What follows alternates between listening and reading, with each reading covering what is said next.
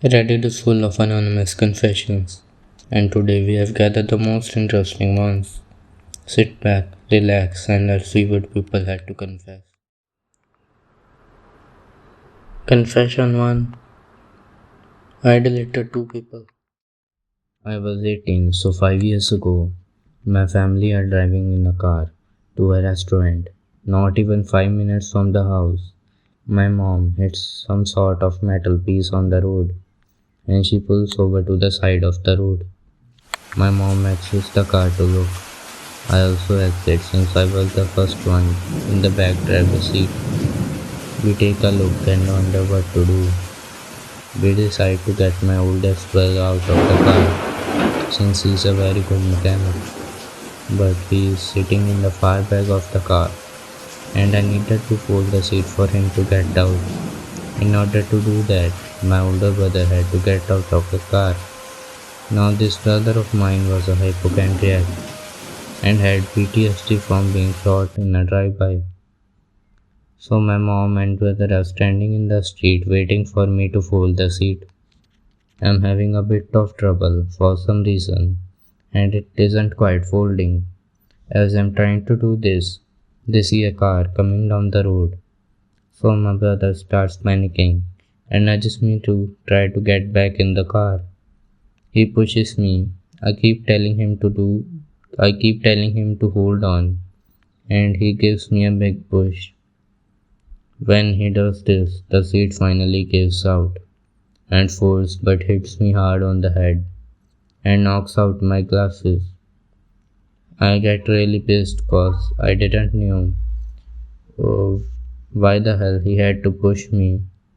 When they told me to get my mechanic brother out of the car, I impulsively turn around and full force kick push him with my foot.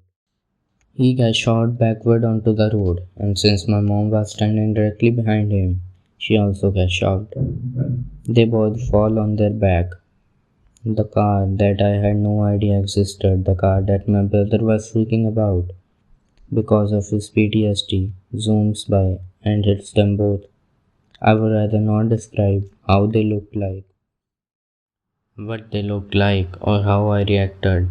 But point is, my mom died immediately. My brother was in extreme condition for a week, then finally died in the hospital.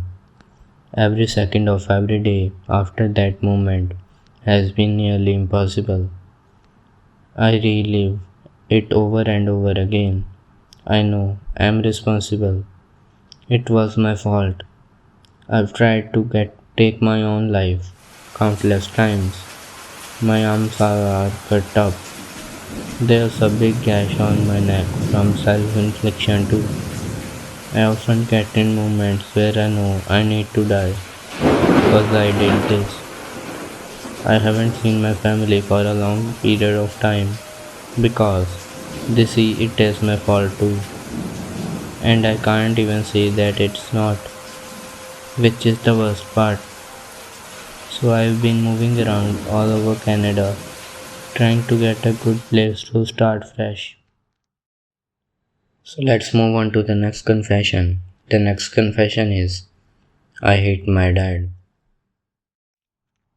I remember when my dad used to be kind to me when I was younger, but that changed ever since my uncle died in the September of 2008.